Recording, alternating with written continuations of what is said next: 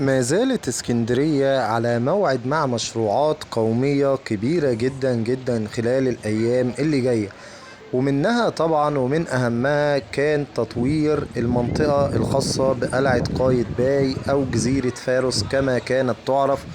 هنشوف كل ده وأكتر في خلال حلقتنا النهاردة. نتمنى طبعا إن الحلقة بإذن الله تعجب حضراتكم. اللي قدامنا دلوقتي ده الممشى السياحي الجديد اللي بيتم إنشاؤه أمام قلعة قايتباي، وعلى يمين الشاشة المينا الشرقي، وفي ظهرنا المينا الغربي وقصر راس التين وحلقة الأسماك، واللي حاليا بيتم تطويرها بالكامل وإنشاء مبنى جديد، مبنى كبير جدا لحلقة الأسماك. وطبعا كلنا تابعنا زيارة السيد الرئيس بالأمس لافتتاح بعض المشروعات في محافظة الإسكندرية عروس البحر الأبيض المتوسط. وطبعا المنطقة هنا يا جماعة بيبقى فيه إقبال كبير جدا عليها، لأنها خروجة جميلة لكل سكان اسكندرية، ومش بس اسكندرية، ده كمان المحافظات القريبة جدا من اسكندرية، لأنها بتحتوي على عدد كبير جدا من أشهر محلات الجيلاتي والآيس كريم في اسكندرية، زي جيلاتي عزة ومكرم. ومش بس كده، ده كمان معاهم الشيخ وفيق، وكمان فتح بلبن. ومش بس كده، ده كمان المنطقة هنا فيها مطعم من أشهر مطاعم الأسماك على مستوى اسكندرية، وهو مطعم قدورة. ولو حضرتك كمان بتحب تاخد السمك وانت تجهزه، يبقى هتشتري السمك برضو من هنا من الحلقة على طول. طيب خلينا دلوقتي نروح لموضوع حلقتنا، وهو تطوير قلعة قايتباي وإنشاء ممشى سياحي، وده هيبقى موضوع حلقتنا النهاردة بإذن الله. واللي قدامنا كده يا جماعة ده شكل الممشى السياحي. خلاص هو كده بيتم وضع الطبقات طبعا اللي بتتحط قبل ما يتم عمل الطريق اللي هيدخلنا للممشى من بره. يعني انا دلوقتي واقف بره، لو عايز ادخل لحد جوه همشي على الطريق اللي قدامنا ده بالظبط. ده يا جماعة فعلا مشروع قومي مهم جدا جدا جدا في مدينة الاسكندرية.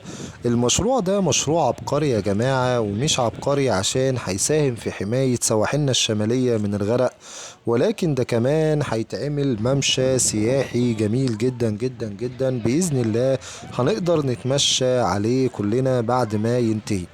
وحسب جريدة الوطن المصرية وموقع الشرق الإماراتي اللي أكدوا إن مؤتمر المناخ اللي كان منعقد في جلاسكو نوفمبر 2021، أعلنوا إن في 33 مدينة حول العالم مهددين بالغرق عشان التغيرات المناخية. اللي كان لسه عندنا مؤتمر المناخ كوب 27 اللي كان منعقد في شرم الشيخ، والتغيرات المناخية دي يا جماعة بتهدد 33 مدينة حول العالم، ومن أهم المدن ديت مدينتنا اسكندرية عروس البحر الأبيض المتوسط.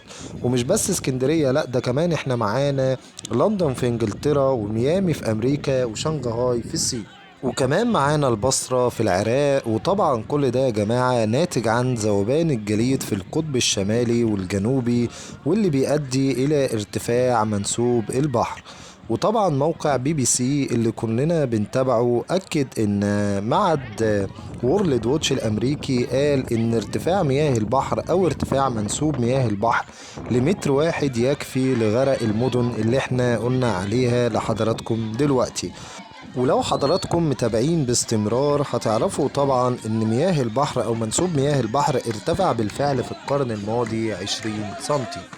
وعشان كده نقلا عن موقع صدى البلد او اللجنة الدولية للتغيرات المناخية اصدرت تقرير بتقول يا جماعة ان منسوب البحر هيرتفع نص متر، وده هيتسبب في فيضانات في اسكندرية وجزء من مدن الدلتا في عام 2050 أو سنة 2050، وده تمهيدا لغرق اسكندرية عام 2100.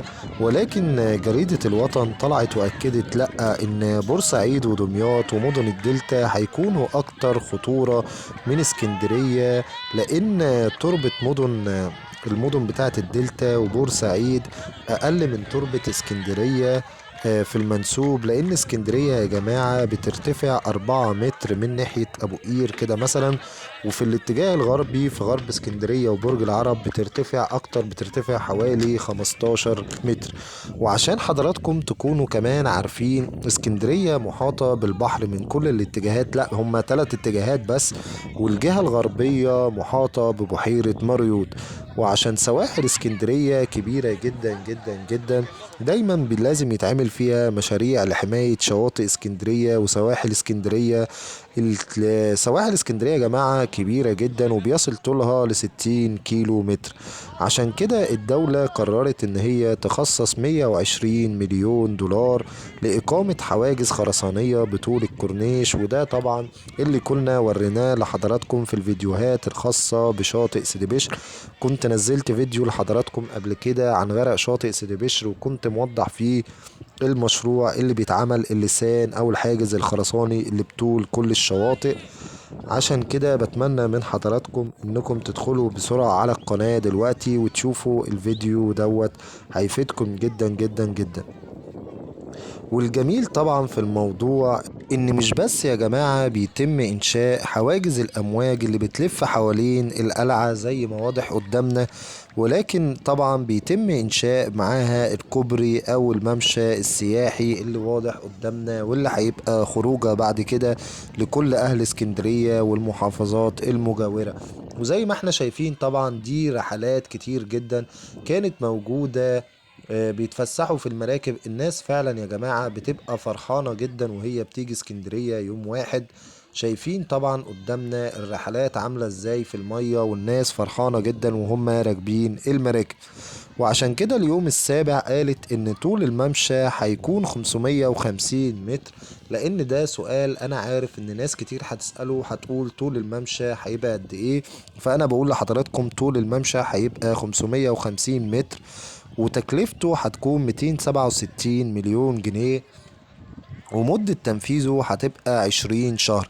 والمشروع هو مشاركة بين الهيئة القومية لحماية الشواطئ، ومعاها كمان وزارة الآثار ووزارة الري ومحافظة اسكندرية. وزي ما حضراتكم شايفين بيتم وضع حواجز غاطسة داخل البحر حوالين القلعة كلها، وبالإضافة كمان للممشى السياحي اللي احنا شايفينه قلنا بطول 550 متر. وخلاص يا جماعة باقي جزء بسيط جدا من المشروع، وهيتم طبعا تسليم المشروع وافتتاحه. نتمنى ان المشروع يكمل على خير، هيبقى بجد واجهة حضارية جميلة لاسكندرية. اسكندرية كل مدى بتتطور اكتر واكتر. بنحاول نحمي سواحلنا الشمالية زي ما قلنا في اول الفيديو. نتمنى طبعا ان ربنا يسلم اسكندرية ويسلم بلدنا. دي كده اللي قدامنا الجزئية الأخيرة خلاص في المشروع، باقي بس يتعمل الطريق اللي هيدخلنا للممشى السياحي.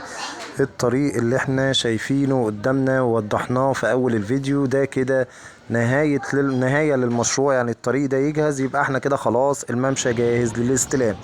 دمتم في حفظ الله وأمانه، هتوحشوني من هنا للفيديو اللي جاي، والسلام عليكم ورحمة الله.